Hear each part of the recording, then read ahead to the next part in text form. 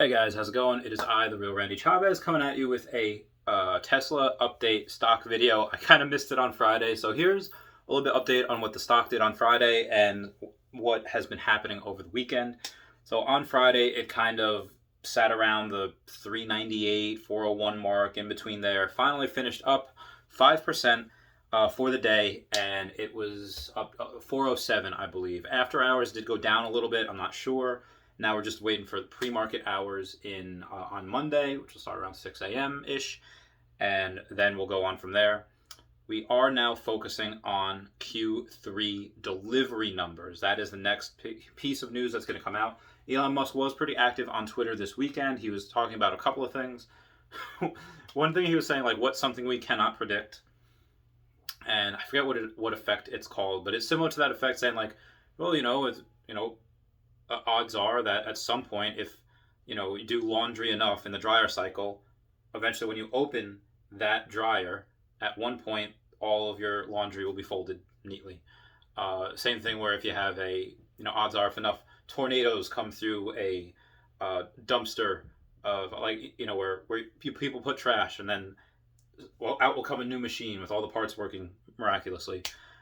Basically, somebody posted a link that says, like, well, we don't know how long it would take for monkeys to put monkey in front of a typewriter. How long would it take for a monkey to type out Shakespeare's Hamlet or any of Shakespeare's works? And somebody calculated that if you put an infinite amount of monkeys, an infinite amount of typewriters, an infinite amount of time, it would take like 10 to the 23rd power amount of years, like longer than the universe has been alive already. And Elon Musk had tweeted at that saying, like, all right, looks like monkeys really only like to type S and the poop emoji, because apparently monkeys poop on the keyboards when they try to do the experiment. And S and poop, S&P 500. I think he no longer cares about the S&P 500 going into that. He's just kind of poking fun at it. I realize I spent a minute talking about that. But that's not what Elon's focusing on right now. He has said over Twitter that I think on Friday we have a chance to hit a record number of deliveries. Like, no duh, like we can tell that, obviously. But then he also said, I think on Saturday, like, thank you guys so much for believing in us, everyone at the Tesla team. And then a bunch of people were saying, like, hey, I live close to one of these factories. What can I do to help? Which is great that people love the product and they love the company so much they're willing to volunteer their time in order for Tesla to get better delivery numbers. And Elon said, if you have a car, if you already own a Tesla and you know what to do and you want to volunteer, you can help people out at the dealerships where they're going, saying, like, this is how you operate it. This way you don't have to spend a few hours learning how it ticks, and you can just do that. I was like, that is really cool.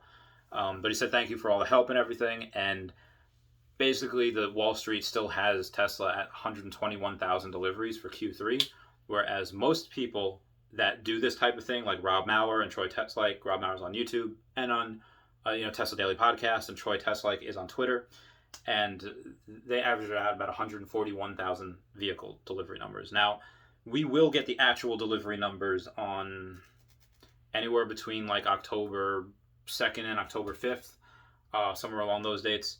And we will have updated numbers for them, because right now, because that changes, at some point it's been 138, it's been 145, now it's 141, so that number does change for these people that do these estimates, and they are always within like a couple of percentage points. So I'm very excited for that. They're going to blow Wall Street away. That's something that I think you're going to see just with breaking delivery numbers. So we'll get that at the beginning of October. A couple weeks after that, you're going to get the the end of October, you're going to get the Q3 results. How much of a profit did they make? Now, this is the first quarter where we do have a full, because, first quarter we were shut down for a little bit because of coronavirus. And then Q2, we were shut down for almost half the quarter, still managed to eke out a profit, which is insane. Now, Q3, everything was up and running. Maybe not at capacity or at full capacity, but very, very much close to that.